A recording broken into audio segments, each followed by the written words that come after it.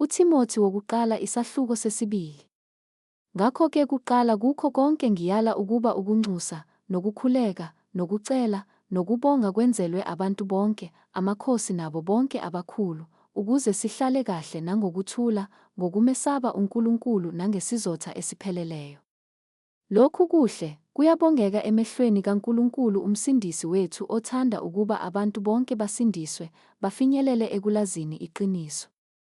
Ngokuba munye uNkulunkulu, munye nomlamuleli phakathi kukaNkulunkulu nabantu, umuntu uKristu Jesu, owazinikela abe yinhlawulo yabo bonke, kube ngubufakazi besikhathi esiyiso, engamiselwa khona mina ukuba ngibe ngumemezeli nompostoli. Ngikhuluma iqiniso, angiqambi amanga, yebo, umfundisi wabezizwe ekukholweni naseqinisweni. Ngalokho ngithanda ukuba amadoda akhuleke ezindaweni zonke, ephakamisa izandla ezingcwele, engenalulaka nokuphikisana. Ngokunjalo nabesifazane mabagqoke izingubo ezifaneleyo, bazihlobise ngokuhlonipha nokuqonda, kungabi ngezinwele ezalukiweyo, nangegolide, nangamapharele, nangezambatho ezinemali eningi. Kepha njengokufanele abesifazane abashoyo ukuthi besaba uNkulunkulu bahlobe ngemisebenzi emihle.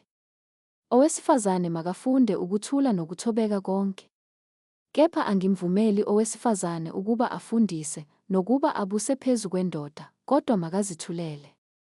Ngokuba u-Adamu wabunjwa kuqala, emva kwalokho u-Eva. Futhi u-Adamu kakhohliswanga, kepha owesifazane wathi ekhohlisiwe, waphambuka, kepha uyakusindiswa ngokuzala abantwana, uma behlala ekukholweni nasothandweni nasebungcweleni kanye nokuqonda.